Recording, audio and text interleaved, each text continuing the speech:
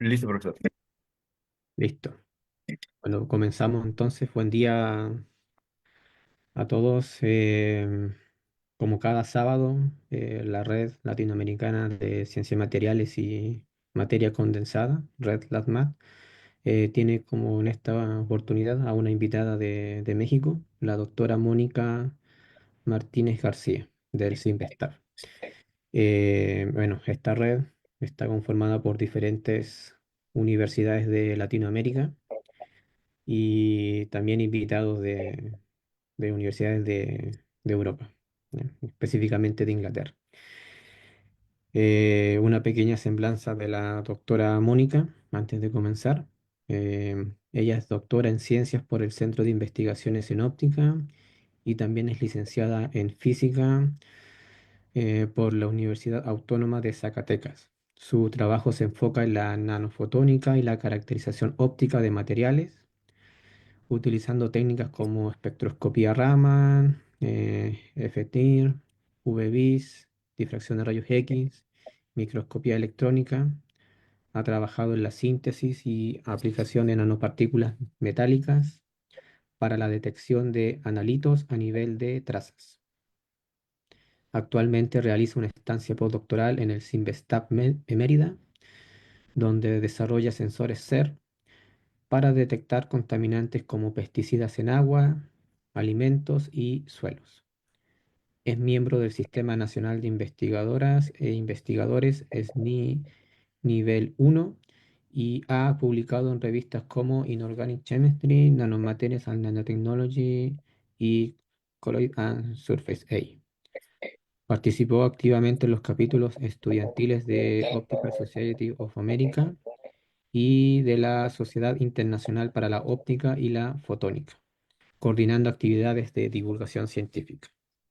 Su línea de investigación se orienta en el desarrollo de plataformas ópticas sensibles para la detección de contaminantes y biomarcadores ambientales y biomédicos, con el objetivo de contribuir al diseño de soluciones accesibles y de alta sensibilidad para monitoreo y diagnóstico. Bueno, doctora Mónica, desde ya, bueno, gracias por su tiempo, por darnos acá, darnos una charla y bueno, la dejo ahí para que nos muestre su presentación. Bien, muchas gracias. Buenos días a todos. El tema que les voy a presentar, como ya habían dicho, es espectroscopía Raman mejorada por superficie para detección a bajas concentraciones de contaminantes. Esto, bueno, ya lo mencionaron, realizando una estancia postdoctoral por México, bajo la dirección del doctor Juan José Alvarado Gil, en el laboratorio de espectroscopía óptica y térmica. Y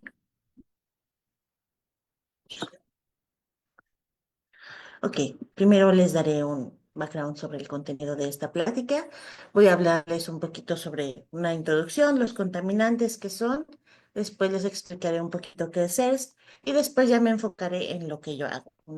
Les explicaré mi metodología, la síntesis de nanopartículas, la caracterización que realizo, las pruebas de desempeño que hago de un sustrato ERS. Y a lo que ya voy es a la detección del contaminante, en este caso me dedico más a pesticidas, y cómo realizo estos trabajos después, un poco de conclusiones y las referencias. Ok, según la OMS, un contaminante es cualquier sustancia que está en el medio ambiente en concentraciones que puedan tener efectos nocivos sobre la salud humana o el bienestar, o que pueda dañar el ecosistema. Esto pueden ser químicos, físicos o biológicos. Nosotros estamos, bueno, pueden ser pues, también, generalmente estamos más asociados a un contaminante a los que están presentes en la atmósfera, en el aire, emitidos por los automóviles, por las industrias. Y bueno, ellos lo dividen en estos casos que son químicos, físicos o biológicos. Los químicos pues pueden ser los metales pesados, producto de eh, la quema de combustibles fósiles, los plaguicidas o los compuestos orgánicos volátiles, que también pueden ser por la quema, por las muchas industrias que tenemos, ¿no? Para proceso de materiales. También pueden ser los físicos, como el ruido o la radiación, que probablemente no los consideren tanto como contaminantes, pero pues también están afectando a nuestro bienestar, ¿no? Y también los biológicos, que pueden ser bacterias o virus, que pues eso ya tuvimos un poquito de experiencia hace unos años. Y pues bueno, en este caso yo me enfocaría en los químicos, en especial a los plaguicidas. Si bien acá tenemos un ciclo, ¿no? Les explico el ciclo que son los plaguicidas, pero nosotros necesitamos tener alimento. Últimamente, pues debido al gran crecimiento de la población, pues necesitamos más alimento y también ha crecido con ello el uso de los pesticidas, ya sea herbicida, fungicida, cualquier clase de contaminante. Entonces, nosotros al aplicar, bueno, al aplicar un pesticida sobre el alimento, este puede permear hacia el suelo en todas sus capas y también hacia los mantos freáticos. Después, esta contaminación, pues pueden quedar trazas de este contaminante que van a quedar presentes en el desarrollo del alimento o también, pues como les decía, se van a permear en el manto freático. Estos mantos freáticos pues van a correr, van a llegar probablemente a otra zona, un lago, un río, y pues van a ser la zona de refrescamiento de animales. Acá les pongo, por ejemplo, ganado vacuno bueno, llegando finalmente a nosotros, ¿no? Ya pues ya sea este pesticida, las trazas de este pesticida, llegando en forma del alimento vegetal o en forma del producto animal. Está demostrado, se han publicado varios trabajos, que las trazas de pesticida pueden quedar tanto en carne como en leche del animal y pues nosotros lo estamos consumiendo. Aquí el problema es que pues en qué concentraciones estamos consumiendo, ¿no? Puede ser que un poquito pues no nos afecte tanto, pero ya a largo plazo pues sí, qué daños nos va a traer y a qué concentración lo estamos consumiendo. Entonces, esta es una cuestión importante en la que vamos a trabajar. Y bueno, acá les pongo imágenes de cómo se ha dado el uso de pesticidas últimamente. Esto es el uso per cápita. Y podemos ver las zonas en rojo, son donde se usa más el pesticida, en donde pues se trata en kilogramos por per cápita. Entonces vemos que, por ejemplo, países como Estados Unidos, Argentina, Brasil, Australia, tienen, bueno, los registros que tenemos es que utilizan gran cantidad de pesticidas y pues ya en países, bueno, en este caso México, pues está como a la mitad, alrededor de 0,79, 0,5, en esos rangos está. Y entonces, pues todos estos lados, bueno, lo vemos, hay países que están pues cerca del mar, entonces, pues todo esto va permeando ahí, ¿no? También en la otra gráfica les pongo cuáles son los países que consumen más pesticidas a nivel per cápita y pues ahí encontramos países pequeños, que pues probablemente por su población, pues pueda verse que son que son grandes las cantidades de pesticida que consumen. Ahí encontramos a Paraguay o Uruguay, que pues probablemente por el ganado vacuno, su agricultura es que consumen bastante. Y en la gráfica de abajo a la derecha, les muestro cómo fue el consumo, cómo ha sido el consumo de pesticidas a lo largo de los años, igual en kilogramos per cápita, y vemos a lo que les decía hace un momento, cómo este consumo de pesticidas ha ido aumentando a lo largo de los años, y vemos un efecto raro, bueno, no raro, que era se mantiene estable por ahí de 2013 hasta 2014, se mantuvo estable, no cambió mucho, pero vemos un descenso grande en el 2020. Si recuerdan, en 2020 pues hubo el cese de muchísimas actividades por la pandemia, entonces ahí se ve un deceso muy grande, pero luego entonces se empieza a recuperar una vez que ya recuperamos todas las actividades que teníamos. Entonces, si se fijan, este sí es un problema grande, el consumo de pesticidas, y pues cómo nos está llegando a nosotros, ¿no? Entonces, los métodos que actualmente utilizan para analizar los niveles de pesticidas, este, son los cromatografía de gases, ya sea acoplado con masas o simple, cromatografía líquida de alta resolución o métodos inmunoquímicos. Las desventajas que tenemos, o sea, son muy buenos y pueden detectar trazas muy pequeñas. Pero la desventaja que tenemos en ello es que tenemos una preparación muy compleja de la muestra. Para los casos de cromatografía de gases en especial, tenemos que hacer una purificación muy buena de la muestra. Tenemos que someterla a muchos procesos de purificación con solventes y después llevarlo pues ya a las columnas para la cromatografía. Y si nosotros no realizamos bien esta purificación, contaminaremos la columna y pues echaremos a perder todo y pues tenemos que empezar desde el principio. Y también tenemos un tiempo de análisis largo, asociado con también la preparación compleja de la muestra. Entonces, esto puede llevarnos mínimo una semana para tener todo nuestro análisis completo. Y entonces esto ha sido un problema, ¿no? Porque en estos tiempos requerimos inmediatez y una de las técnicas que ha surgido para ofrecer una solución a estos problemas ha sido espectroscopía Raman mejorada por superficie, una de estas nuevas técnicas, y ahorita les platico en qué consiste. Bueno, perdón, antes les daré un poquito aquí. La espectroscopía Raman se basa en un sensor igual, un nanosensor, y está basado en la espectroscopía Raman. Nosotros cuando hablamos de interacción luz-materia, estamos acostumbrados a los procesos normales, ¿no? Reflexión, transmisión, absorción de la luz. Cuando interactúa con esta muestra, también tenemos un poquito de dispersión de la luz. Y es en este proceso en que nosotros nos vamos a enfocar. Nosotros estamos acostumbrados que al hacer incidir luz en una muestra, en un material, pues nos va a reflejar luz en la misma frecuencia de la luz que nosotros le estamos haciendo incidir. Pero aquí un poquito de esta luz va a interactuar con los enlaces moleculares. Entonces, al incidir con estos enlaces moleculares, los va a excitar, los va a hacer vibrar y pues para volver a su estado de relajación va a emitir un fotón, pero este fotón pues ya va a traer información sobre las vibraciones moleculares. Pues nos va a traer ahí información, lo que nos facilita que tengamos información sobre la huella molecular de un material, ¿no? No todos los materiales van a vibrar igual y dependiendo de la configuración de la molécula, como esté organizada, pues va a traer la información, este fotoncito que tenemos.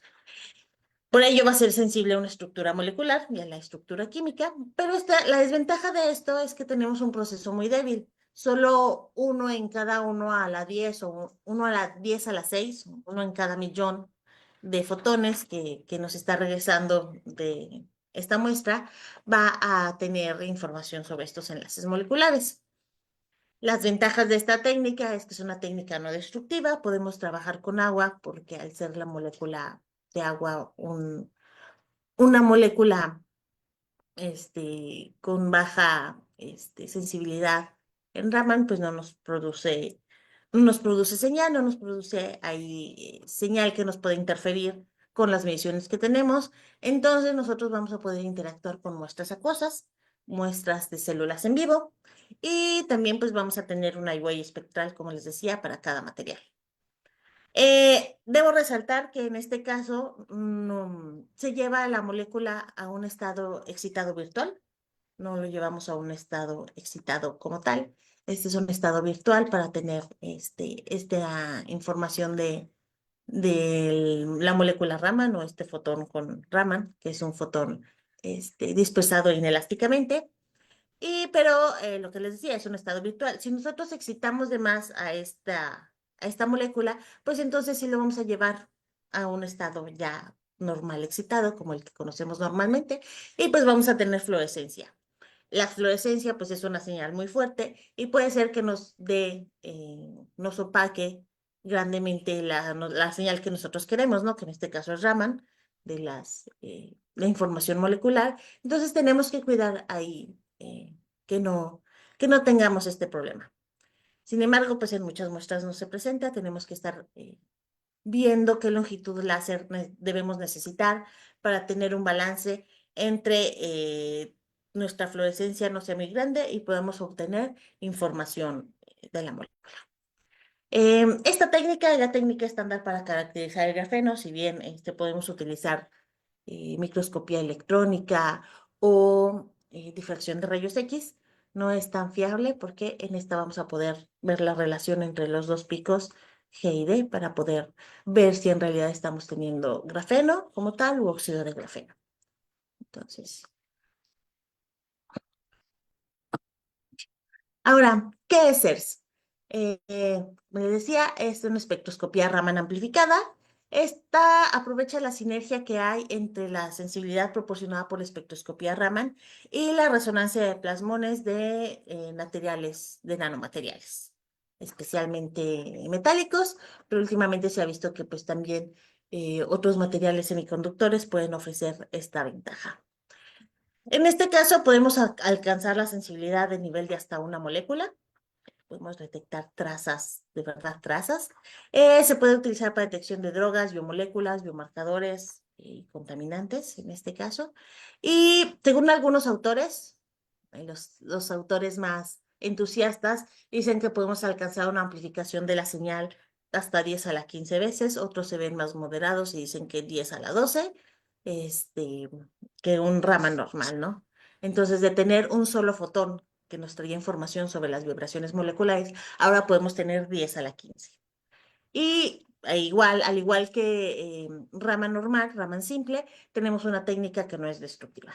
Entonces, acá les muestro una imagen de cómo vamos a utilizar todas las aplicaciones que puede tener CERS. Puede ser para la fabricación de materiales, y sus aplicaciones pues en el diagnóstico médico, en la seguridad alimentaria, eh, también para análisis del ambiente y para la ciencia forense, pues aprovechando las ventajas de que alcanza detecciones del nivel de traza.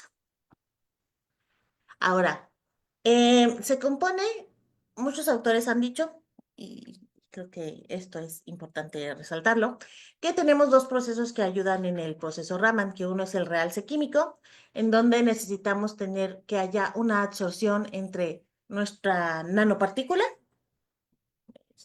metálica y tenemos que tener un enlace molecular y también tenemos un realce electromagnético. Acá me faltó decir.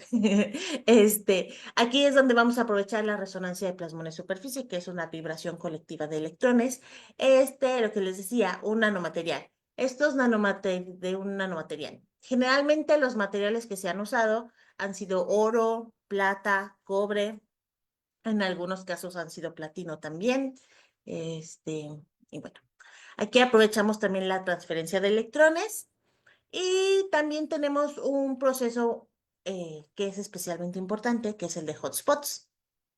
Estos hotspots son, mm, eh, acá lo podemos ver en la imagen que está abajo, son áreas donde el campo electromagnético se realza grandemente, ¿no? Eh, por ejemplo, cuando dos nanopartículas se juntan, acá lo podemos ver, las zonas donde se realza es donde ellas están en la proximidad. Tienen que estar como a 5, máximo 10 nanómetros para que podamos tener estos hotspots. En las esferas, pues esta área, cuando juntamos una esfera, pues esta área es muy pequeñita. Si tenemos dos cubos juntos, pues estos van a ser las dos esquinitas. Y también se ha demostrado que estos hotspots se realzan en especial en las puntas, ¿no? Acá vemos, por ejemplo, la simulación de un cubo o de un triángulo, como esta señal se ve más amplificada, la señal del campo eléctrico, en estas orillitas. Perdón, acá me faltó explicar un poquito el proceso. Eh, perdón. Acá tenemos el campo eléctrico. Voy a escribir un poquito el proceso que se genera. Nosotros tenemos la luz incidente sobre el material que tenemos aparte de nanopartículas y la molécula que nosotros queremos analizar y pues le hacemos incidir. Acá estamos provocando un Raman normal sobre la molécula, podemos decir, pero también al incidir esta luz sobre el nanomaterial, pues vamos a excitar, vamos a provocar esta oscilación colectiva de electrones. Al oscilar estos electrones, pues van a generar un campo eléctrico, que les digo, va a ser en especial en estas zonas con puntos, y este campo eléctrico pues va a generar también va a afectar la molécula que nosotros tenemos ahí pegada. Y entonces también vamos a provocar, vamos a transferir esta energía a este enlace molecular que pues va a empezar a vibrar y va a empezar necesitar relajarse y pues va a aventar fotones para relajarse, que pues van a tener información sobre este enlace molecular, ¿no? Entonces, tenemos estamos creando un efecto de antena y esta oscilación colectiva pues va a amplificar el campo eléctrico ahí y lo que va a provocar un aumento en la señal, ¿no? Entonces, de tener solo un fotón, vamos a tener ahora muchísimos y esto nos va a ayudar grandemente a poder detectar este, moléculas, concentraciones muy bajas. Estamos hablando de picomolar, nanomolar, cosas que ya pues, nos interesarían y que no podíamos detectar tan fácilmente con un Raman simple. Mm,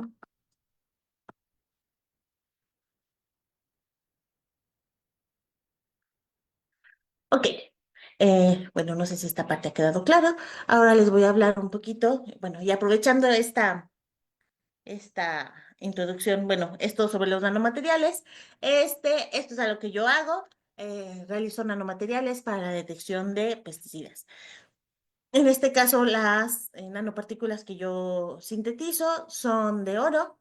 Se ha demostrado que las de plata son mucho mejor, pero tenemos el problema con la plata, que siempre queda su capita de protección pasivadora. Entonces, nosotros para poder tener un buen realce Raman, como les decía, necesitamos que la nanopartícula y la molécula que nosotros necesitamos analizar estén en una proximidad no mayor a 10 nanómetros.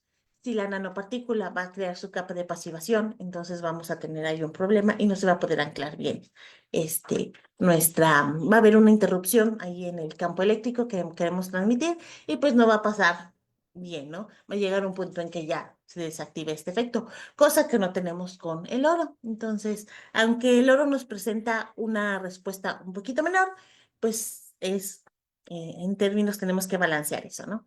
Entonces les decía esto, aquí les voy a platicar un poquito. Le llamaremos Raman simple a una medición que realizamos sin la presencia de nanopartículas.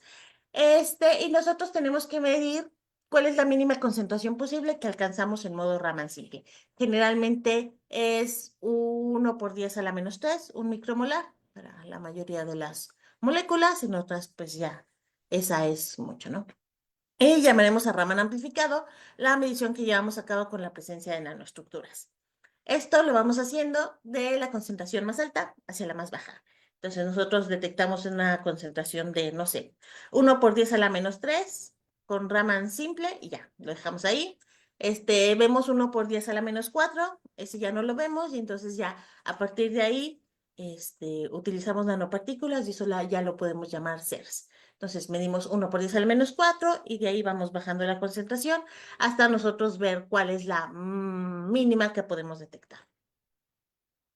Entonces, empezaré ya de lleno con lo que es mi trabajo.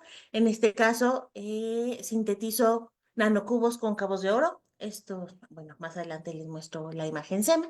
En este caso, utilizo utilicé un método de recrecimiento, síntesis química, en el que varío el volumen de semillas. Bueno, es un método de 2 pasos. Primero hago unas semillas, estas semillas las dejo crecer y las agrego a una solución de crecimiento.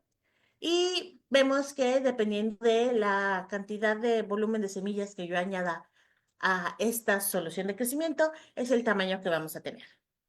Entonces, dependiendo siempre tenemos el mismo oro disponible en esta solución de crecimiento y lo que vamos a variar va a ser las semillas. Si nosotros ponemos muchas semillas, entonces va a haber oro por el cual pelear, se van a resultar chiquitas. Si nosotros ponemos un volumen pequeño de semillas, entonces estas semillas nos van a regresar grandes. Es una cosa inversa. Esta síntesis la realizamos con el surfactante CETAC, cloruro de acetilmetilamonio, y le añadamos una sal de oro, ácido tetracloroáurico, y para poder reducirlo a iones oro, utilizamos borhidruro de sodio. En esto nos resultan unas semillas que son de un color café rojizo Y dejamos, son aproximadamente 3 a 5 nanómetros, la dejamos reposar por 2 horas. Y después de estas 2 horas preparamos una síntesis, perdón, preparamos la solución de crecimiento, que otra vez utilizamos el surfactante CETAC. Le agregamos la sal de oro, el ácido tetracloroáurico, añadimos nitrato de plata. También para cambiarle el pH, perdón, utilizamos ácido clorhídrico. Y para reducir, esto es llevarlo a nivel de iones, el ácido ascórbico. En este punto, bueno, cuando agregamos la sal de oro, esta solución se vuelve amarilla, pero cuando agregamos el ácido ascórbico, esta solución va a cambiar, va a volver a ser transparente. Esto significa que nuestro oro se ha reducido a nivel de iones. Y después agregamos las semillas. Estas semillas son los puntos de nucleación para que empiece a crecer nuestra nanopartícula. Em, la forma en la que vamos a obtener la morfología de la nanopartícula está dada por tres factores principales. El factor número uno principal es el surfactante, que en este caso es el CETAC.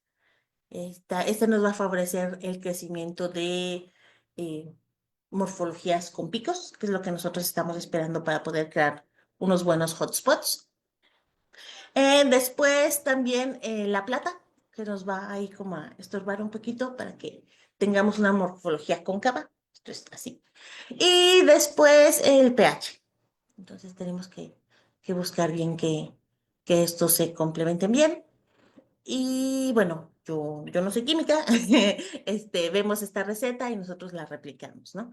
Em, y pues ya le hacemos las modificaciones que nosotros vamos a estar viendo. Para tener los distintos tamaños de nanopartícula, y esto para qué lo queremos. Nosotros queremos ver cuál es el tamaño que mejor nos funciona para realzar nuestra señal Raman.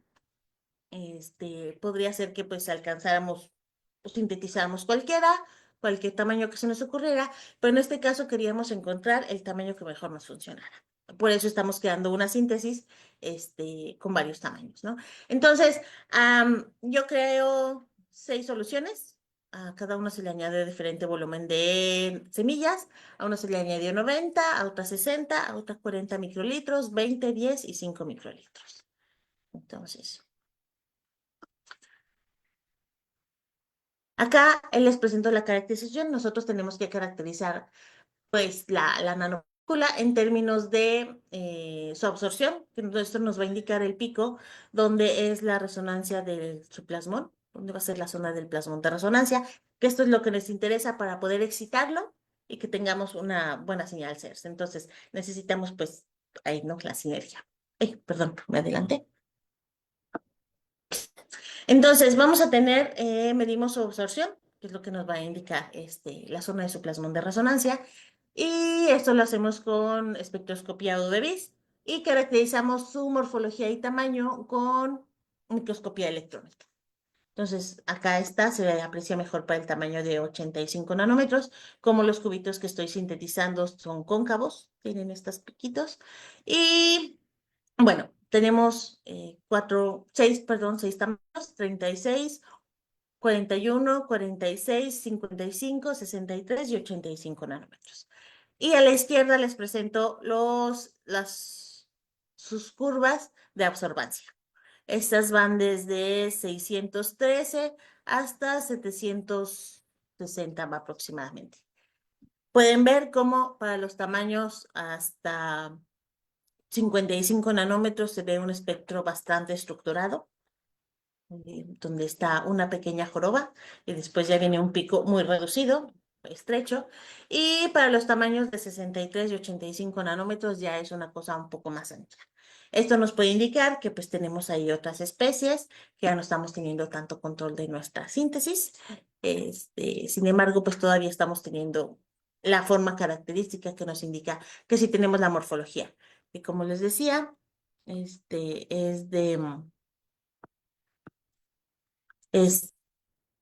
esta jorobita y pues el pico bastante estrecho, ¿no? Ahí está. Entonces nosotros pues vamos a caracterizar cada uno de ellos. Como les decía, va desde 600 aproximadamente y hasta casi 800. ¿Y esto por qué es importante? Como les mencioné anteriormente, pues era por la zona del plasmón de resonancia. Aquí está. Este, ahora, tengo que, estas nanopartículas ya las caractericé, las tengo que lavar para retirarles todo el surfactante. Este surfactante lo que hace es también estabilizarlas, que no se peguen entre ellas y pues ya no tenga yo la nanopartícula como tal, pero tengo que retirarlo porque, como les decía, la zona de contacto entre mi nanopartícula y el analito pues debe ser no más de 10 nanómetros. Entonces, si ahí tengo el surfactante, que es una molécula muy larga, pues me va a estorbar. Entonces, las tenemos que limpiar por centrifugación, pero este proceso tiene que ser cuidadoso, no podemos darle de más porque pues si no les vamos a retirar el surfactante, todo el surfactante presente, tiene que haber ahí una estabilidad. Y déjale un poquito para dejarlas estables. En este proceso de centrifugación también las concentramos, digamos, las concentramos 10 20 veces y después las tenemos que poner sobre un sustrato. Acá puede ser un sustrato flexible o un sustrato rígido, eh, dependiendo pues de lo que nosotros queramos, ¿no? Un sustrato rígido en este caso fue mi sustrato de aluminio 6063, el cual fue pulido mecánicamente y después electropulido para dejar una superficie lo más lisa posible. En este caso fue del orden de nanómetros, lo que lo llegamos a pulir. Y después lo funcionalizamos con silanos, en este caso fue APTS. APTS.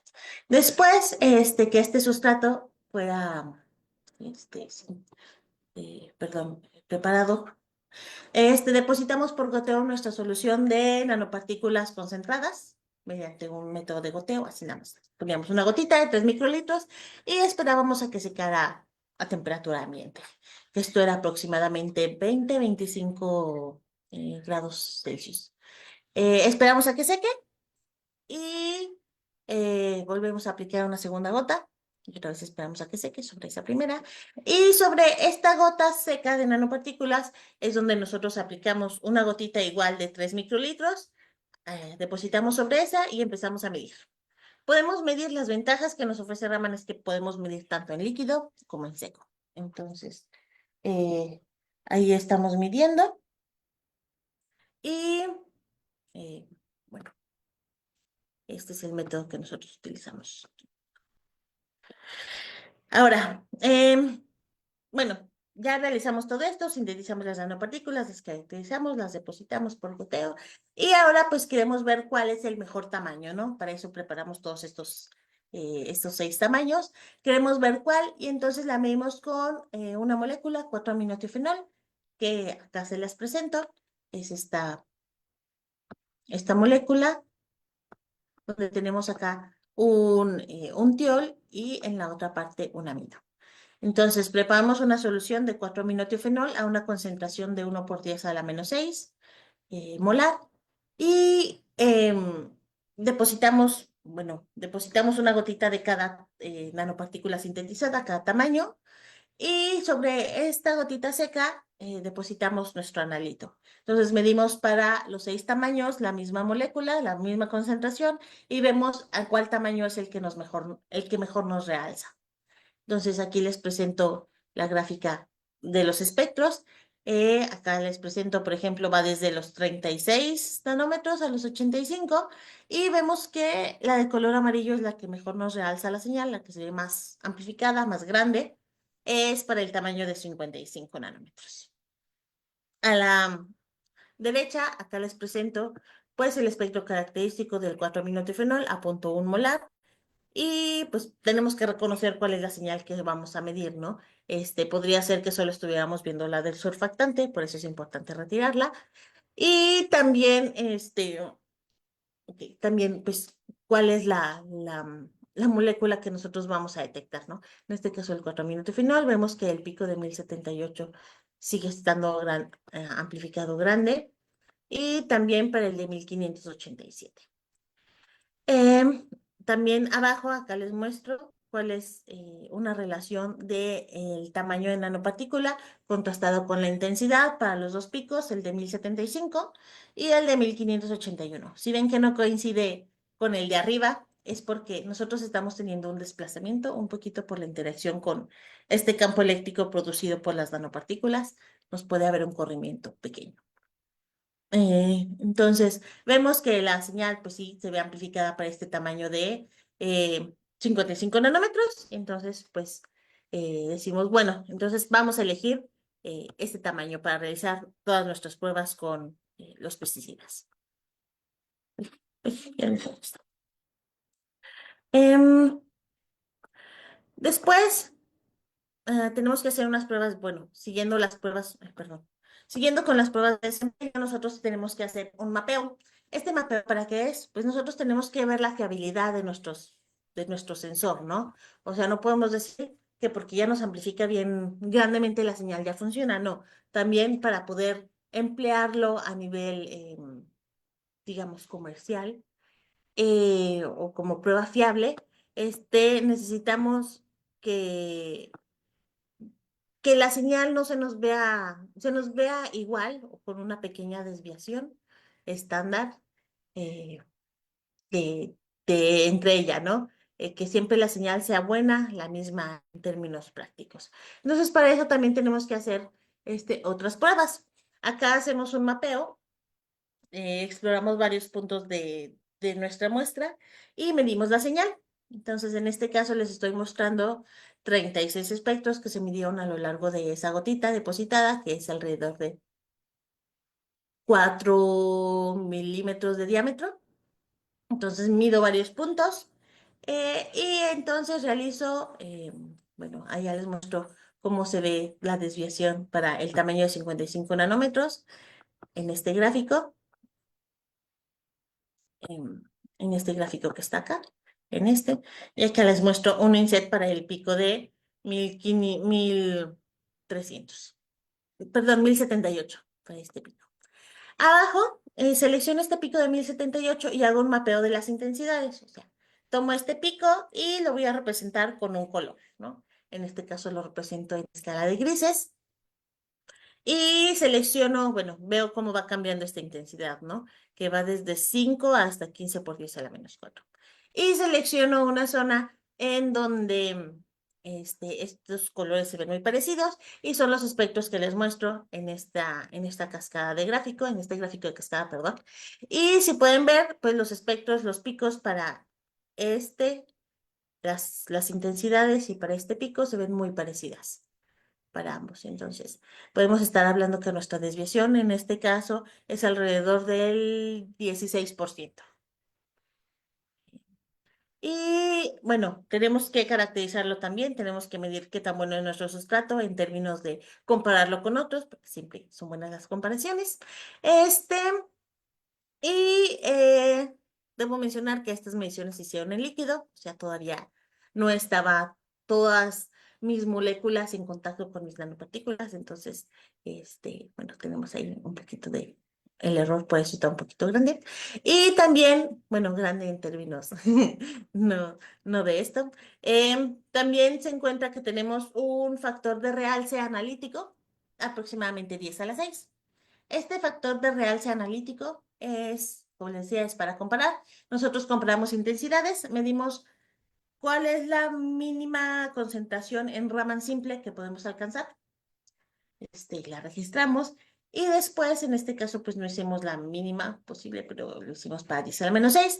En este caso, seleccionamos la intensidad para un pico dado, para 10 a la menos 6, que fue para el de 1078, y comparamos las intensidades. Comparamos concentraciones e intensidades y nos da este factor de 10 a la 6.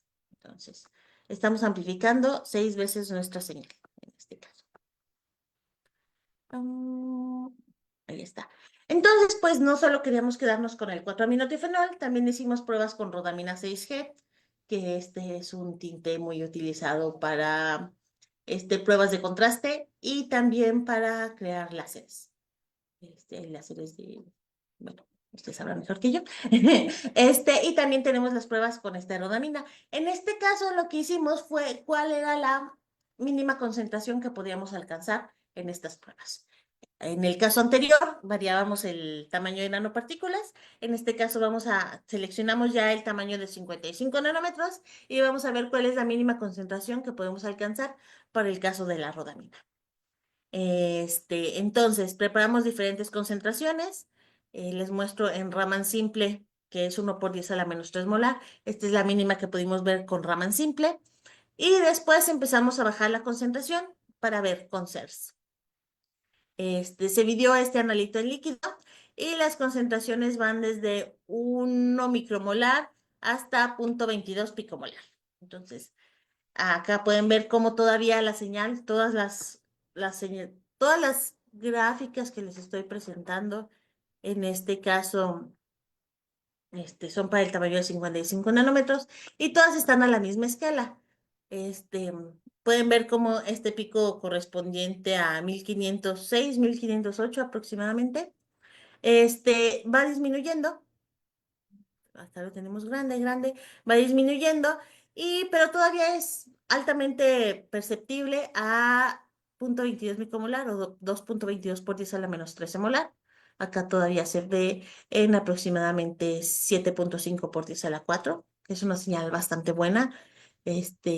Todavía ya no bajamos más, acá nos quedamos, pero vemos que todavía hubiera sido posible seguir este pico en concentraciones menores.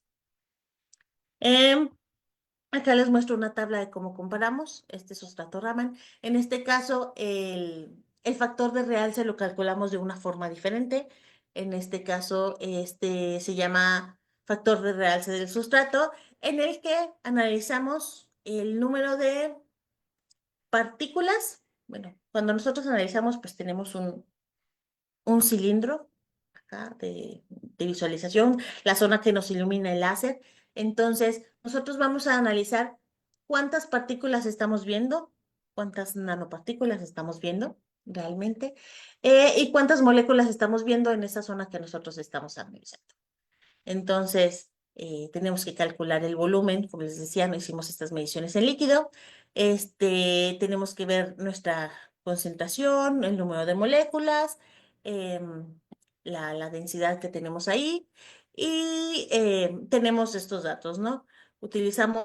Comparamos la concentración mínima que nosotros pudimos ver, que es 2,22 por 10 a la -13 molar, y nuestro Raman simple. Vemos las intensidades para cada pico que seleccionamos. En este caso seleccionamos 3, 1508 centímetros a la -1, 1360 y 611 centímetros a la -1. Acá les pongo las intensidades relativas para cada uno. Acá ya les hemos quitado el background, entonces ya los tenemos corregidos.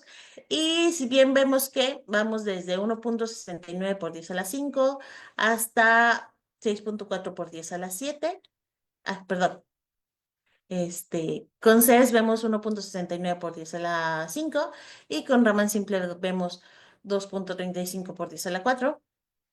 Em, y si bien parece que solo cambiamos, bueno, cambiamos solo un orden en la señal, como pueden ver, en CERS está por 10 a la 5, en Raman está por 10 a la 4, pero vean cómo cambiamos 10 veces la concentración. Hemos bajado 10 veces la concentración y esta señal solo cambió en un orden.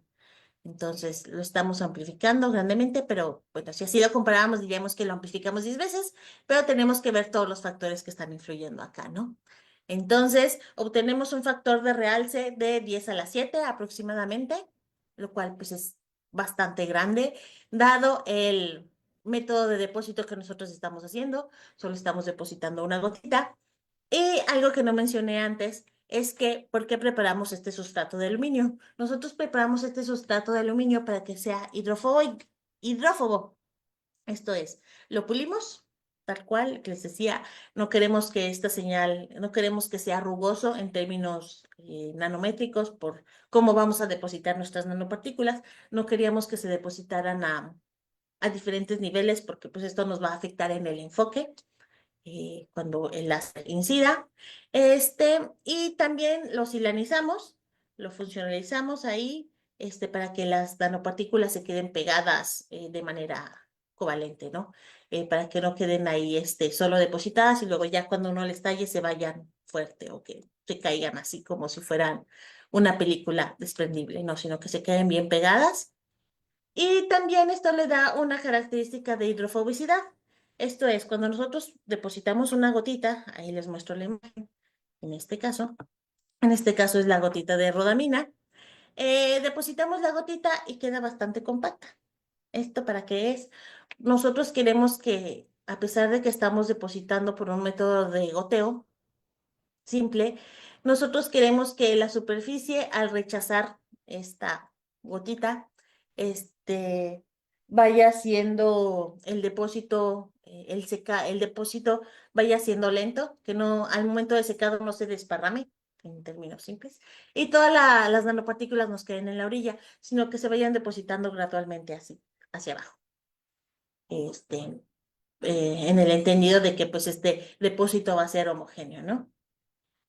Em, y bueno, por eso tenemos que calcular todo eso y por eso le conferimos esta hidrofobicidad. Chi, chi, chi, chi. Ahora, ok. Una vez que ya hicimos todas estas pruebas, que nuestro sustrato funciona bastante bien para, bueno, primero que seleccionamos el tamaño de 55 nanómetros, ahora que podemos ver concentraciones muy, muy bajas, entonces ahora ya nos vamos a un caso más real, que son las pruebas con un pesticida, en este caso es el TIRAM. El TIRAM se utiliza en especial para alimentos que vamos a transportar, que no les crezca hongo, que no les crezcan cosas así que lo van a deteriorar. También para prevenir el como esta cosa eh, que pone café a las hojitas o los alimentos, que les entre plaga. Les decía en el transporte que no les crezca hongos. Y también en otros alimentos que no les salga esta cosa negra. Si bien pues es bastante utilizado por esto que les digo que es un fungicida, bastante usado en especial en casos de transporte de alimentos. Entonces pues ya es en el último paso casi casi cuando nosotros lo vamos a consumir, ¿no? Entonces queríamos detectar este pesticida por eso. En este caso también preparamos diferentes concentraciones de tiram en agua. ¿Y por qué lo hacemos en agua? Pues porque el agua permea muy fácil en todos los alimentos, ¿no? Este, y también pues así es como lo aplican, entonces así es como lo queremos detectar. Ahora nuestro rango de concentraciones va desde 300, perdón, hasta 10 microlitros. Queremos detectar la concentración permitida por la FDA, por la Federal Drug Administration, que es de 7 partículas por millón, es la mínima permitida. Y bueno, en todos los casos, no les mencioné, hacemos nuestras pruebas por duplicado, ¿no? Entonces, acá les muestro la molécula del tiram, que tiene ahí unos azufres, bastantes azufres en su molécula. Y también les muestro, como les decía, el espectro característico del tiram para poder identificarlo. Eh, en este caso pusimos el polvito, no lo pusimos en muestras en líquido. Bueno, en este caso se los muestro tal cual. Tenemos el pico mayor característico en 557 y vemos otros picos en 1371 y 1396, que es este doblete. Y ahora, pues, ¿cómo se ve en CERS? Les digo rama normal del polvito, rama en simple, y acá a la derecha les muestro este, el rama CERS de estas muestras de TIRAM, desde los 300 micromolar hasta 10 micromolar.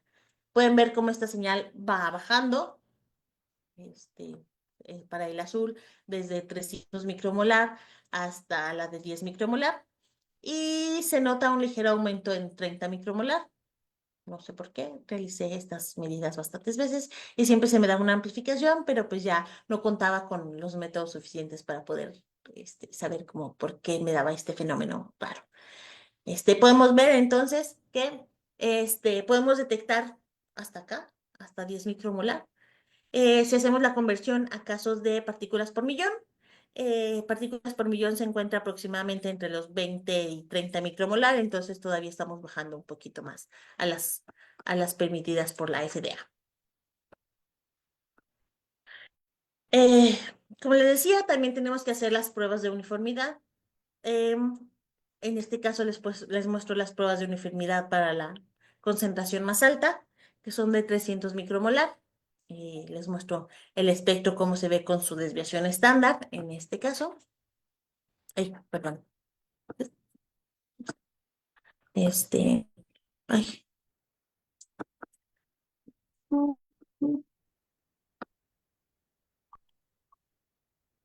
Anoche tuve la comida, pues ya sabe, pues anoche mismo se había salido. Bueno, aquí me equivoqué. Aquí les puse una de tiram con tomate, era solo tiram. Y esta sí está bien. Esta, igual hacemos lo mismo. En este caso hicimos un mapeo mucho más grande, que son 124 puntos. Em, y selecciono esta zona en rojo para mostrarles los espectros que tenemos en este caso, cómo varía la señal para el pico de 1381, que es el que seleccionamos. También tenemos que hacer una curva de ajuste, el cual nos da un ajuste lineal. Y también calculamos el límite máximo de detección, que es de 3 partículas por millón, para el caso de tiram disuelto en agua, así simple. Aquí les muestro la curva, cómo nos resulta lineal, el ajuste lineal, perdón. Y también, bueno, bueno, ya lo llevamos a un grado un poquito más complejo. Hacemos las pruebas en tiram con tomate. Nosotros, la preparación de la muestra es bastante simple. Fuimos a comprar un tomate al mercado, lo lavamos muy bien, lo desinfectamos. Y después lo molemos en una licuadora con agua milicú, agua ultra pura. Después lo filtramos. Nuestro proceso de filtraje fue bastante simple. Solo fue con un papel filtro para quitar todos los sólidos. Y ahí nos resultó un juguito de tomate, digamos, donde no le quitamos nada, ¿no? No lo purificamos más nada, solo los sólidos fue lo que quitamos. Después, sobre este jugo de tomate es donde ponemos el pesticida y lo llevamos a estas concentraciones, las mismas que presentamos con tiram en agua, que son desde 300 micromolar hasta 10 micromolar. Acá también les muestro el espectro característico del jitomate. Eh, Me faltó mencionar que todo esto lo medí con un láser de 785 nanómetros. Y acá vemos los picos característicos del tomate, que son los carotenos, los betacarotenos, los licopenos, ahí anda. Este, también acá les muestro la concentración del tiram y vemos cómo pues no se estorban entre ellos, ¿no? No tenemos unos picos ahí empalmados que podamos confundir la señal, entonces esto es bastante bueno para nuestro caso. Y acá les muestro el mapeo en cómo nos resultan las señales CERS para este caso. Si bien vemos que la señal para 300 micromolar es bastante alta, vemos cómo en este caso va decayendo muy rápidamente.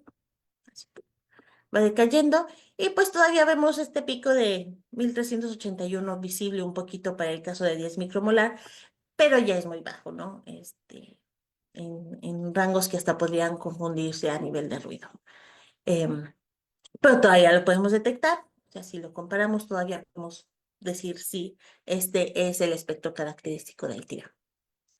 También hacemos nuestras pruebas de la uniformidad de la señal.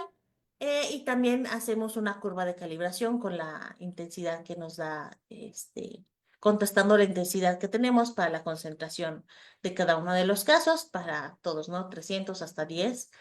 Y em, bueno, vemos acá como si vamos en el mapeo de intensidades, podemos ver que pues acá sí las señales ya están un poquito más bajas, sin embargo aún tenemos una zona que acá la seleccionamos en rojo, acá les muestro los espectros, estos, que todavía podemos ver cómo el pico va en 3 de 4 casos, el pico es bastante similar, ¿no? La intensidad.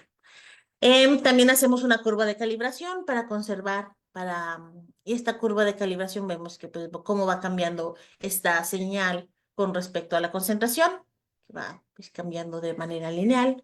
Y esta información también la utilizamos para calcular nuestro límite máximo de detección, que en este caso son 9 partículas por millón, un poquito más arriba de lo que nos acepta la FDA.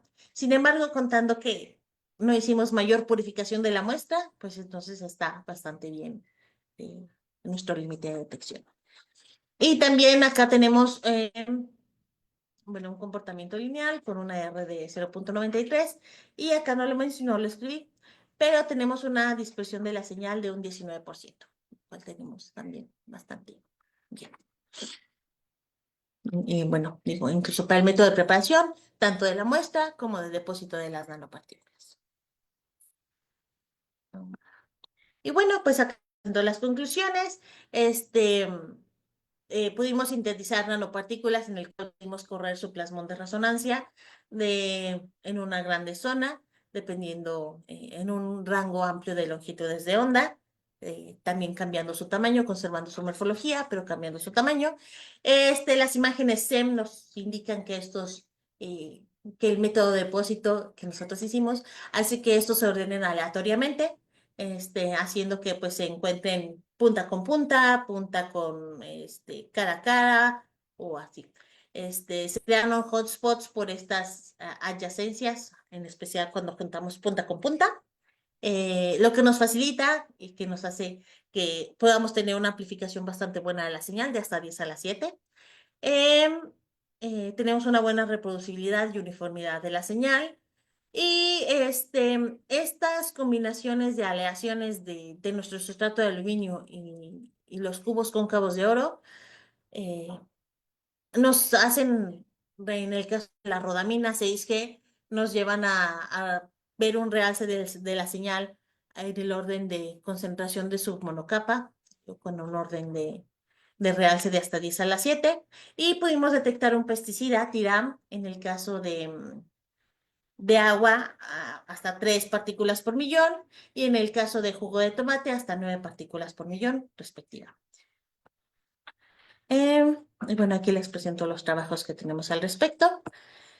Y los agradecimientos a mi grupo de trabajo, al doctor Juan Luis Pichardo, al maestro en ciencias, el doctor Bante, a los integrantes del laboratorio de espectroscopía óptica y térmica, a la ingeniera María Cristiana Albor Cortés y al Laboratorio Nacional Lambio, que tenemos acá en Simvestaff Mérida.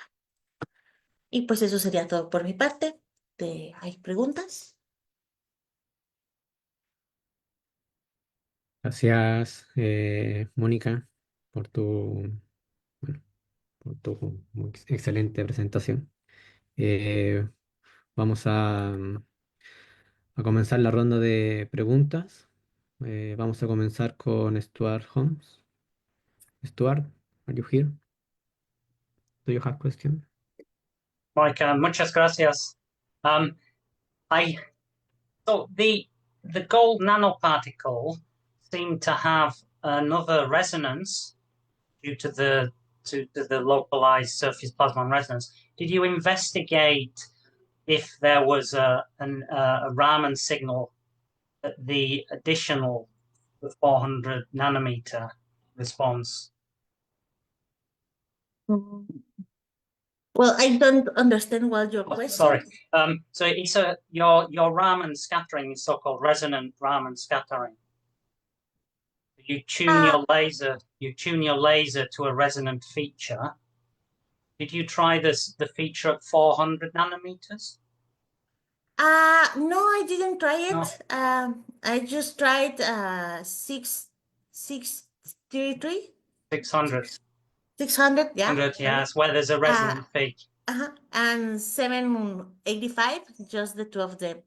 Yes, very interesting. Very interesting. Thank you. I now understand your work. I'm trying to understand the Spanish presentation. I now understand it. So thank you. Thank you. Very interesting. Thank you. Gracias, gracias. Gracias. Ok, gracias, Stuart. Vamos con Alex Hernández. Alex, ¿tienes preguntas? Hola, gracias. Perdón que no voy a poder poner la cámara. A veces me funciona, a veces no. Bueno, quería agradecer a Mónica por la presentación, la verdad que muy linda. Gracias, Felipe. Tenía una pregunta. Cuando hacen básicamente el análisis usan todo el tomate. Yo tenía, o sea, esperaría que, por ejemplo, si le están poniendo algo, las concentraciones de la sustancia sean mayores en la cáscara, por ejemplo. Eh, ¿Hicieron algún experimento al respecto, por ejemplo, analizar la cáscara por separado respecto a todo el tomate? No, no analizamos, bueno, en un principio queríamos analizar aguacate, este, por esta, bueno, por toda la producción que hay de México hacia Estados Unidos, es que varias veces se los han detenido, pero pues quisimos usar tomate porque es una fruta que consumimos todo.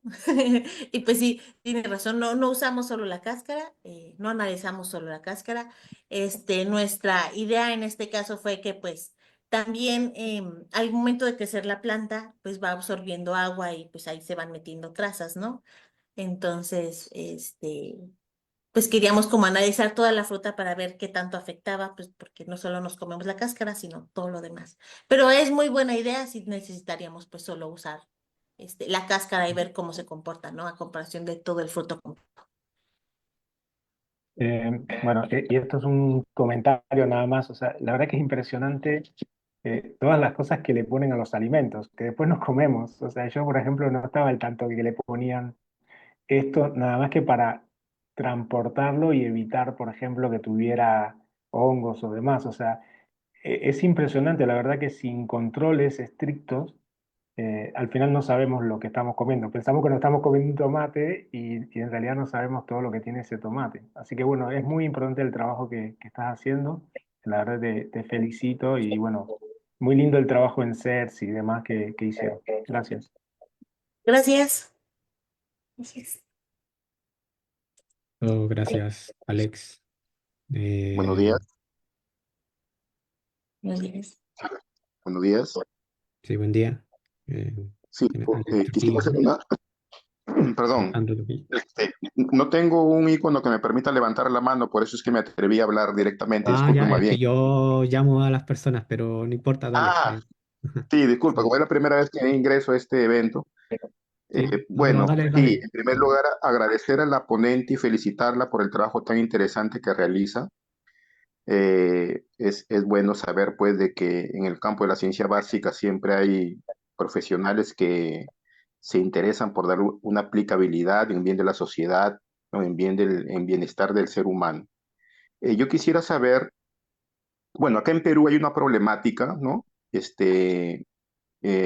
sobre el tema del cultivo del cacao, ¿no? Y sobre la contaminación de este producto con cadmio, con el elemento cadmio. Yo quisiera saber si es que la espectroscopía Raman podría ayudar a identificar cadmio en, en, en estos productos y si es que ustedes en algún momento han hecho una correlación entre la concentración de ciertos componentes contaminantes en el suelo y en el producto final, ¿no? O sea, si es que, digamos, viendo qué cantidad de algún componente tóxico hay en el suelo, puedan inferir aproximadamente qué componente tóxico puede haber en el producto final. De antemano, muchas gracias por la respuesta. Gracias. No hemos hecho como tal nosotros ese estudio, pero pues sí sería bastante interesante. No recuerdo, creo que sí he leído trabajos al respecto en este estudio de ver para no sé mucho sobre el cadmio, debo decirlo. No sé si haya, bueno, componentes ahí como tal de óxido de cadmio, una cosa así. Si hubiera como tal, sí lo podríamos detectar, sí se podría detectar, pues tendríamos que crear como las condiciones. Acá, pues, como tenemos la desventaja, ¿no? Rama no puede detectar como tal metales, porque no tenemos agrupados, los metales en forma de molécula, ¿no? O sea, tienen una atracción ahí, este, solo se está detectando moléculas. Pero supongo si el cadmio se comporta como todos los demás materiales y tenemos un óxido, un compuesto ahí, podría ser detectable. Y pues respecto al otro caso, pues no sé, tendríamos que llevar un seguimiento como tal, ¿no? ir a recolectar muestras de suelo, diferentes capas de suelo, y ver qué tanto va permeando pues a diferentes eh, partes de la planta. Eso sería bastante interesante. Pero sí, no, nosotros no hemos llegado tan allá. Muchas gracias. Gracias. Listo, gracias. Continuamos con Alexander Briseño. Alexander, ¿tienes preguntas? Buenos días. Sí, bueno, en primer lugar, agradecer a la compañera Mónica. Excelente la presentación. Y bueno, la cantidad de aplicaciones pues se pierde de vista, ¿no? Y toca unos temas interesantes sobre la seguridad alimentaria, ¿no? De qué estamos consumiendo, ¿no? En particular, el tomate es un rubro que es sometido a una cantidad impresionante de aplicaciones. Puede ir de 20 a 48 aplicaciones durante el ciclo de cultivo, ¿no? Eso significa que el tomate va a acumular una cantidad importante y sería interesante lo que mencionaba uno de los compañeros que me precedieron, que era discriminar la cáscara de la concha del tomate con respecto al fruto, ¿no? Es probable que ahí la concentración sea bastante alta, ¿no? Hay otros temas que quería preguntarle a Mónica. Era el tema de la concentración en los frutos de otros contaminantes emergentes, como son los fármacos. No sé si conoce, en algunos países por los temas de cantidad de agua, están comenzando a reciclar el agua y eso trae el problema que está concentrando los fármacos, ¿no? Que es un problema que se ha extendido sobre todo durante la pandemia, que pusimos a la humanidad a consumir cualquier cantidad de fármacos. Entonces, una de las preguntas sería ver si conoce trabajo sobre ese tipo, la posibilidad de que los fármacos estén llegando, digamos, a nuestros alimentos, ¿no? No he leído al respecto, sí he visto que han visto que en lechos de ríos bueno, ríos se han encontrado trazas de medicamentos en especial, pero no he visto así tal cual como un trabajo sobre que llegue al alimento, ¿no? Podría ser, no lo veo muy alejado de la realidad, porque pues, bueno, ya hemos visto el problema también de los microplásticos, que pues ya también están llegando a los alimentos, entonces pues probablemente fármacos también, sí. Tenía otra pregunta, me lo permiten, con respecto a la síntesis. Ajá. No, si se puede explorar, en vez de usar, digamos, como núcleo de crecimiento oro, usar plátano, que sería mucho más económico. Usar, digamos, el núcleo, especies de core shell, ¿no? El núcleo de plata y luego crecer la capa de oro. Sí hay síntesis en donde, ajá, hay tal cual. No sé si como tal en esta síntesis haya, pero sí he visto pues en esferas o en algunas otras morfologías que sí hacen sí he visto en cubos que hacen como la esferita y luego ya como tal forman el cubo de oro, ajá, en modo Corshell. Pero sí hay, sí existe tal cual la síntesis. Yo no la he realizado, pero sí. Y una recomendación que nos recomienda convertirnos en vegetarianos o en carnívoros. Híjole. Bueno, Bueno, ya aquí yo vengo de una región en donde se consume, bueno, es muy agrícola y muy ganadera, pero todavía, pues, los métodos de ganadería y de agricultura son como tal, no tan industrializados, ¿no? Pues sí, usan tal cual, es un poquito no sé si, probablemente sí usan pesticidas, herbicidas, una cosa así. En cuanto a los animales, pues todavía los tienen así los llevan al monte a que pasten y cosas así. Pero pues, no sé. Creo que la seguridad alimentaria está bien, pero en cuanto a recomendarles, si va a ser, no sé, yo no estoy a favor no, por los requerimientos alimentarios, pues no estoy tan a favor de ser vegetariano, pero probablemente sí disminuir un poco el consumo, ¿no?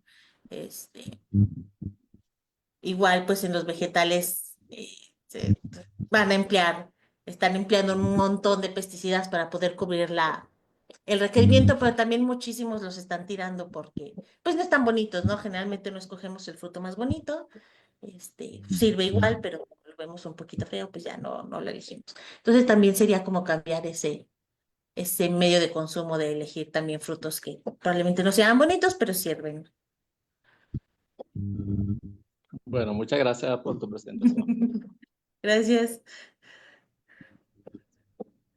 Gracias, Alexander. Vamos con Sergio Conejeros. Sergio, ¿tienes preguntas? Hola, ¿qué tal, Mónica? Buenos Buenos días días. desde acá de Chile. Muy interesante tu charla y muy interesante la temática. Y no es fácil lo que estás haciendo, ¿no? Todo lo que requiere cuantificación. Normalmente yo estoy familiarizado con la espectroscopía Raman desde un punto de vista de caracterización de materiales, pero no de cuantificación. Em, Mi pregunta es, una de mis preguntas es, FTIR y Raman son técnicas como bastante hermanas y bastante complementarias. Y no sé si intentaron hacer algo por FTIR también, tratar de cuantificar por FTIR, o la espectroscopía Raman es mucho más precisa para este tipo de cuantificación. Ajá, nunca lo probé con FTIR, para ser sincera. Nuestro objetivo desde el principio pues fue irnos a niveles bien bajitos, ¿no? Ya, Para poder entrar en estos estándares. Nuestro objetivo era ver qué tan lejos podíamos llegar y pues elegimos espectroscopía Raman como tal, dado ya. el... Y con respecto a cuando hacen la cuantificación, la espectroscopía Raman requiere validación con una técnica primaria. Por ejemplo, esto supongo que lo hacen, ¿cómo cuantifican los pesticidas normalmente? Por cromatografía, supongo, o Por por... cromatografía, ajá, exactamente. Sí. Entonces, ¿ustedes necesitan validar la técnica o no necesariamente? Pues si lo quisiera, bueno. mm, Bueno, probablemente sí necesitaríamos pues validar la técnica, ¿no? Este, pero pues sería muy difícil comparar, ¿no? Porque pues aquí el método que yo muestro como hago mi muestra así de jugo de tomate, pues es nomás aventar así el jitomate tal cual. Y pues en cromatografía tengo que purificar bastante la muestra. Entonces, a lo mejor la comparación sería un poquito injusta. Este, pero pues sí sería bueno compararlas, ¿no? Las ventajas que te ofrece cada uno respecto al otro, ¿no? En cromatografía, pues sí puedes identificar trazas y puedes separar compuestos como tal, todos los compuestos que ahí vas a tener presentes. Y acá, pues es un método un poquito, digamos, más burdo, pero pues te ofrece inmediatez, Es más que esa rápido. es la ventaja. Normalmente se hace por eso, se hace por eso, pero yo que he visto algunos trabajos así relacionados con espectroscopía infrarroja y Raman, siempre necesitan como validar la técnica con una técnica primaria que normalmente es mucho más larga porque Ajá, es, exactamente. es el punto de esto, Es ganar el como punto. la inmediatez, ¿no? Ajá. Sí, Pero pues la medición como tal, ya ha preparado todo, media hora. ya. Y eso porque analizo pues bastantes puntos en una muestra, ¿no? Hago un mapeo y tarda media hora, como tal, eso. Y con respecto a las nanopartículas de oro, porque claro, el oro igual es costoso y normalmente siempre uno habla de buscar quizás nanomateriales que sean de más bajo costo. Y a mí, o sea, me gustaría saber, es que después ustedes reciclan, pueden reutilizar estas nanopartículas de oro, ¿no? En otras mediciones, porque estos procesos son como si no me equivoco bien, son como de absorción, ¿cierto? O sea, se absorbe. Pero si ustedes usan el mecanismo después de producir la desorción del pesticida, podrían reutilizar otra vez estas nanopartículas de oro.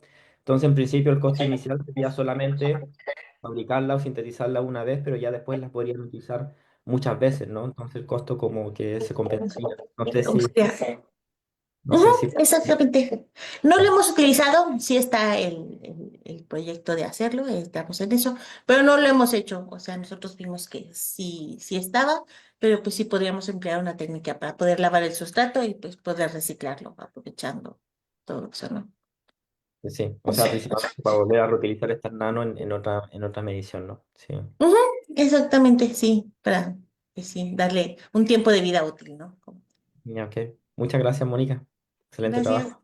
gracias. Gracias, Sergio. Vamos con Gabriela Grad. Gabriela, ¿tienes preguntas? Hola, Hola, buenos hola días. Mónica. Muy sumamente interesante el tema y tu charla y todo lo que abordaste, la verdad que, y siendo física, la verdad que a mí me, me parece fantástico que todas estas aplicaciones a mí me encantan, me conmueven. Em, yo te quería preguntar, a ver, un poco en conexión con lo que con lo que dijiste de las moléculas. O sea, ahí vos me diste este TIR, que es una molécula grande y tiene azufre. ¿Podrías medir una molécula con azufre que sea más chiquita, tipo el SH2, que anda por ahí, o ya no lo Mm, detectás? ¿Tienen que ser moléculas grandes? ¿Cómo es la...? ¿Cómo es la rodamina como tal? Pues la molécula, por ejemplo, del 4-aminotifenol es chiquita. Bueno, no sé si en términos de química sea chiquita. Es pequeña, sí la hemos detectado. Ay, ¿dónde está? Acá está. Acá. Sí. Podría ser que va a tener. No lo había pensado, porque ahí pues voy a tener un enlace fuerte, ¿no? Y probablemente sí lo logre detectar. Bueno, en mi lógica diría que sí lo puede detectar, pero tendría que hacerlo. Claro. Cuanto más chica la molécula es más difícil o depende del enlace. Depende mucho del enlace, por esta absorción que debo tener, que haya esta inmediatez entre la nanopartícula y la molécula, que pueda haber como esa transferencia de electrones, es más bien encaminado ahí, Y ¿no? los A sustratos la tienen que molécula ser, chiquita. los sustratos tienen que ser siempre de este estilo así, los metales nobles, porque si yo platino podrías usar, lo que pasa, claro, económicamente Ujú, no no es rentable. iría. Ajá, sí. Claro. Hay trabajos, bueno, últimamente hay trabajos en donde se han empleado semiconductores tipo óxido de zinc o dióxido de titanio, en donde también los están utilizando, en donde probablemente la amplificación de la señal no es tan alta, bueno, más bien la amplificación de la señal no es tan alta, pero sí será una pequeña amplificación. Entonces también están Ah, mudando un bien. poquito hacia semiconductores, pero pues sí, en Ah, metal términos tiene de que haber. mejora de señal. ¿Perdón? Un metal tiene que haber en el sustrato. Metal, ajá, exactamente, Esa es la la consigna. premisa.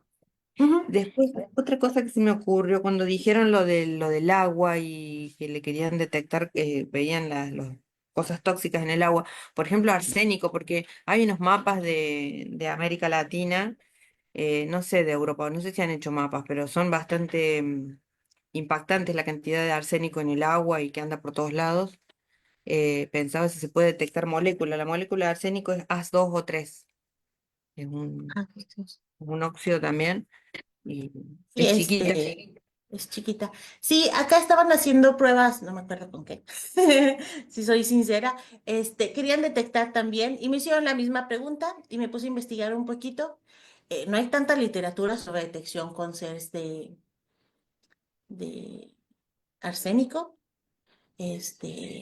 Pues dije, lo podríamos probar en ese momento, pero después ya no le dimos seguimiento al trabajo, pero sí, en el caso de la bibliografía busqué y no había mucho, ¿no? Hay mucho. A No mí me había parece que muchos ese trabajos tema, al me respecto. parece que ese tema está subestimado. Me Ujú, parece que es más sí, grave de lo que ajá. se tiene en cuenta. Bueno, muchísimas gracias por tu charla. Ah, y una cosa, ¿el tomate será que está perdiendo gusto por todas estas cosas que tiene? Porque todos dicen que el tomate ya no tiene gusto. Yo siempre desde que lo pruebo es igual, pero me preguntaba si capaz la pérdida de gusto del tomate sería por todas estas cosas que tiene y uno no se da cuenta. Y después, por ejemplo, el caso del abocado, vos decís que lo quieren estudiar y la cáscara del avocado capaz que puede absorber mucho más por lo que es más dura, a lo mejor, ¿no? Estudiar ese tipo de cosas. Sí, es Sí, más. sí, pues sí, en este caso, bueno, les digo, mi premisa inicial era estudiar el aguacate la exportación que se da de México hacia Estados Unidos, y pues que luego pues los rechaza, ¿no? Y pues se ve una gran pérdida de la producción, perdón. Pero no sé por qué al final decantamos en jitomate. eh, y, y pues sobre el tomate, no sé, probablemente se me ocurre que también, ¿no? Ya hacemos, bueno, hacen tan industrializado el proceso que pues ya no le dan ese tiempo al jitomate de agarrar sabor. No lo sé. O sea, a lo mejor las hibridaciones que hacen para poder hacerlo también más resistente, ¿no? A plagas o al ambiente. Y en Europa el tomate es como plástico, es como de plástico. Tiene menos gusto todavía, me parece, que acá. Mm. Bueno, Mónica, muchas gracias. Muy Gracias. interesante. Gracias. Gracias, Gabriela. Em, a ver, vamos con Mauricio Clau. Mauricio, ¿tienes preguntas?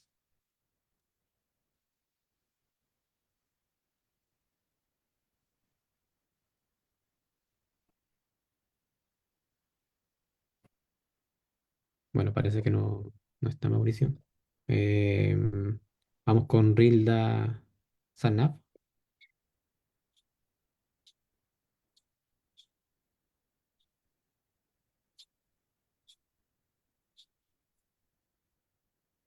Bueno, parece que tampoco está. Em, Senia Flores. Buenos días, buenos días. Bueno, no sé Bien. que ya sea buenas tardes o buen día. Bueno, felicitarle a la doctora por muy linda disertación, la verdad. A usar la técnica RAM, que es la verdad muy interesante para el campo sobre todo de lo que ha estudiado la doctora con componente principal, que bueno, en todos países creo que hay bastantes aplicaciones y hacen estudios de esta. Por el momento yo no tengo ninguna pregunta. Muchas gracias. Gracias. Listo, gracias. Y creo que faltaría Ivonne Cabrera. Ivonne, ¿tienes preguntas?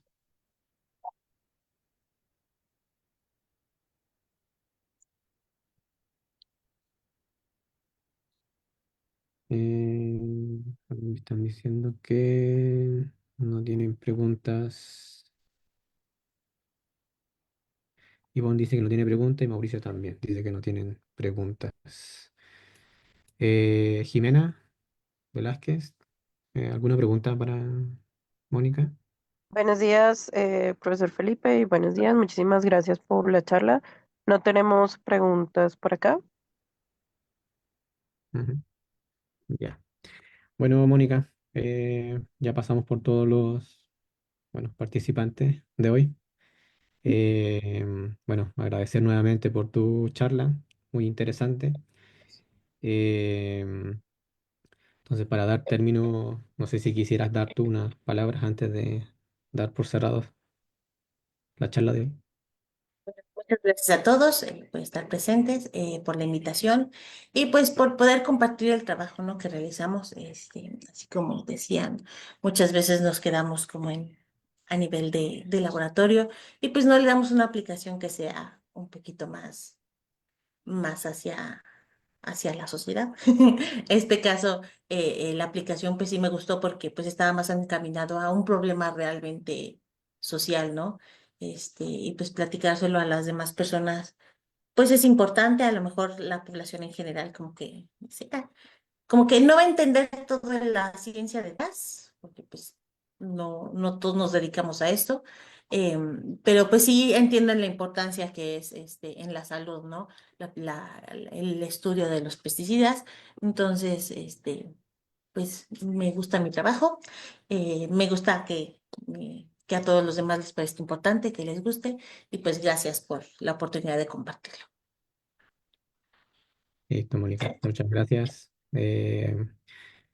Luis, no sé si hay que dar algún comentario antes de dar por cerrado la sesión de hoy. No, muchas gracias, Mónica Monserrat, por su excelente charla. Solamente mencionar a nuestro público, a quienes nos siguen, que la próxima semana va a dar una charla la doctora Ana Karina Catá de la Universidad Nacional de Córdoba, en Argentina, sobre dinámica de qubits y control de coherencia por técnicas de resonancia magnética nuclear. Y la moderadora será Gabriela Grat. Eh, También el siguiente sábado, 31 de mayo, dará una charla el doctor Alejandro Trujillo Quinde de la Universidad Nacional Mayor de San Marcos, en Perú.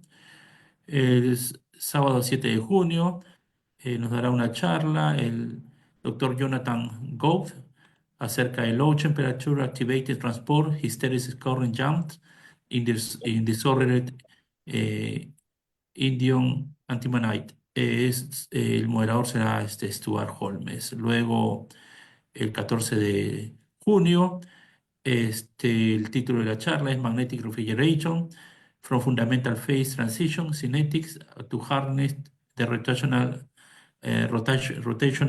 Magnetocaloric Effect. Joao Horta de la Universidad de Porto, y el moderador será Mario Reis. Bueno, y luego continúan más charlas, que todas interesantes. Mónica, estás invitada a unirte a la red cuando quieras. Nos mandas previo email y nosotros gustosos de recibirte. Ok, muchas gracias a todos.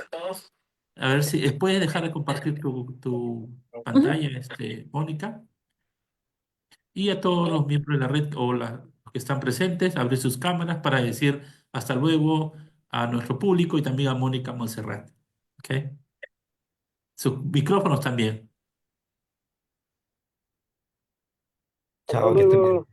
Ciao, Hasta ciao. luego. Luego, Thank you. Mónica. Thank you, Mónica. Chao. hasta luego. Muchas gracias.